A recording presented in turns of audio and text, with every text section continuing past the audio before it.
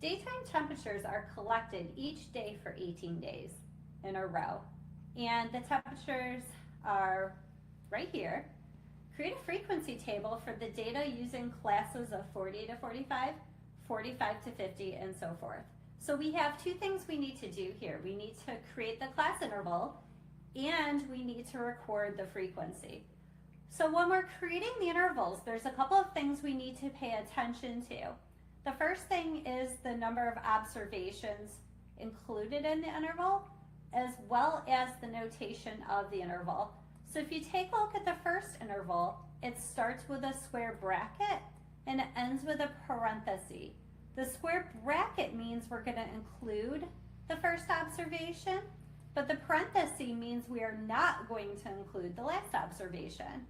So for the first interval, we're going to include all points between and including 40 and up to, but not including 45. If you take a look at the next interval, there's a square bracket on 45, which means we're going to include that point, and all observations up to, but not including 50. So we're going to continue with that similar idea as we create the rest of the intervals. So we're going to start with a square bracket and include 50, which was not included in the previous interval, and then go up to 55, and we're going to put a parenthesis after it because we're not going to include that observation. So the next interval is going to include 55 and go up to, but not include 60. So we're going to put a parenthesis.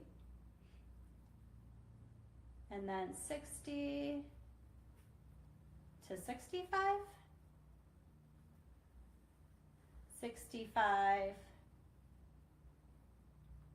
to 70, and 70 to 75. So now we're going to look at our 18 temperatures and decide where they belong. When I create a frequency table, I'll use tallies first to make sure that I record all of the observations in the correct interval, and then I'll go through and count them up at the end. So let's start with 42. 42 is going to belong in the first interval of 40 to 45. 72 is going to go between 70 and 75. 66 will go between 65 and 70. 59 will go between 55 and 60. 71 will go in the last interval between 70 and 75. 55 is going to go in the interval between 55 and 60. Here is where we need to be careful. Because we have a 55 that is represented in two intervals, we need to be careful which interval we're putting 55 in.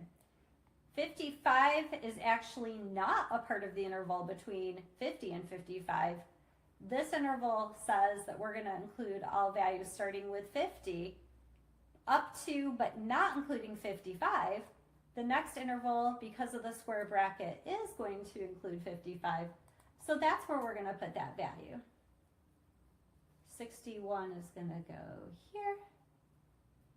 70 is going to go in the very last interval because of the square bracket. That interval includes 70. 51 belongs here. 44 is going to go in the very first interval. 56 will go between 55 and 60. 43 will go in the first interval between 40 and 45. 54 belongs between 50 and 55. 61 will go between 60 and 65. 68 will go between 65 and 70. 57 will go between 55 and 60. 67 will go in the interval of 65 to 70. And 45 is going to go in our second interval between 45 and 50. Again, we're not going to put it in the first interval because it doesn't include 45. So now let's count up all of our tally marks. So we have 3 tally marks in the first interval, 1 in the second, 2 in the third, 4 in the fourth. We have 2 tallies between 60 and 65, 3 tallies between 65 and 7, and 3 tallies between 70 and 75. So if we add these up real quick to make sure that we didn't forget a value, we have 3 plus 1 is 4, plus 2 is 6, plus 4 is 10, plus 2 is 12, plus 3 is 15, plus 3 is 18. So we've included all of our values here. So there's 2 things we need to pay attention to in this problem. First, we need to create class intervals that have the same number of observations within the interval and is not overlapping observations with other intervals, meaning each interval has unique observations. So again, taking a look at the first 2 intervals, we're going from 40 to 45, but we're not including 45, so we're using a parenthesis at the end of the interval to remind us that we're including all points starting at 40 up through but not including 45, and the 45 will be the beginning observation of the next interval. So we create intervals that have the same number of observations within the interval. There's no overlapping intervals, and all observations are included in these intervals from 40 all the way up to 75. So there's no gaps in values either. Once we've created our intervals, we go back to our observations and determine which interval the observations belong to. We put a tally mark in the frequency box next to the correct interval.